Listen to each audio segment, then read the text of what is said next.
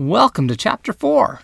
This chapter begins with something strange. A tree that has only produced yellow grapefruits for a decade suddenly produced a single red grapefruit.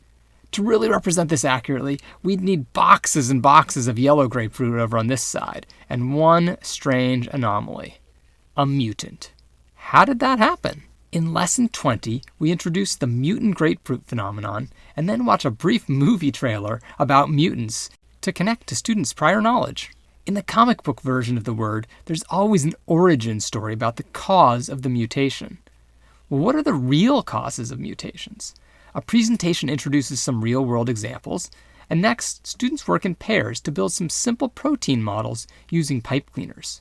Students sketch their protein models, exchange them with another student, and then gently alter their classmate's model. Then, when the students receive their altered protein model back, they're able to sketch it again and describe how the change in its structure that their partner made might affect the protein's ability to do its job. We begin Lesson 21 by revisiting the pipe cleaner protein models. Students share their models with the class, including the structure and function, as well as how it was changed. Then we introduce our next project to develop computer models of mutations. They'll use the Scratch block coding language to represent different scales of the mutation from DNA up to the change in traits.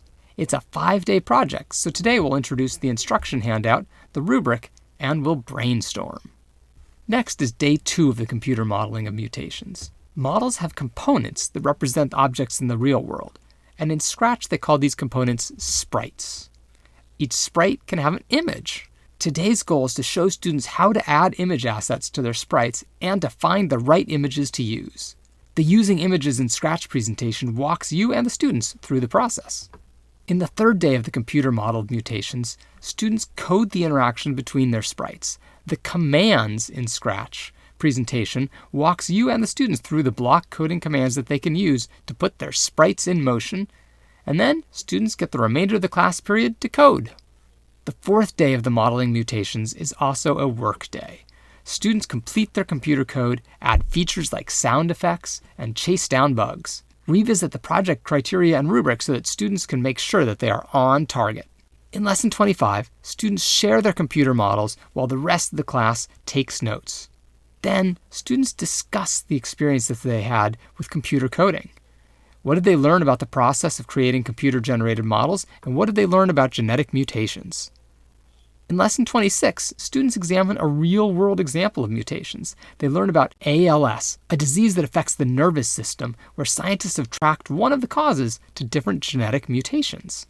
Students track their understanding during the presentation using the ALS Science Search worksheet. Then students brainstorm ways they personally could bring awareness to ALS. They learn about a wildly successful social media challenge started by people just like them. Finally, students participate in the Unit Concept Checkpoint number 2, where they work in groups to discuss some challenging questions that review the material from prior lessons.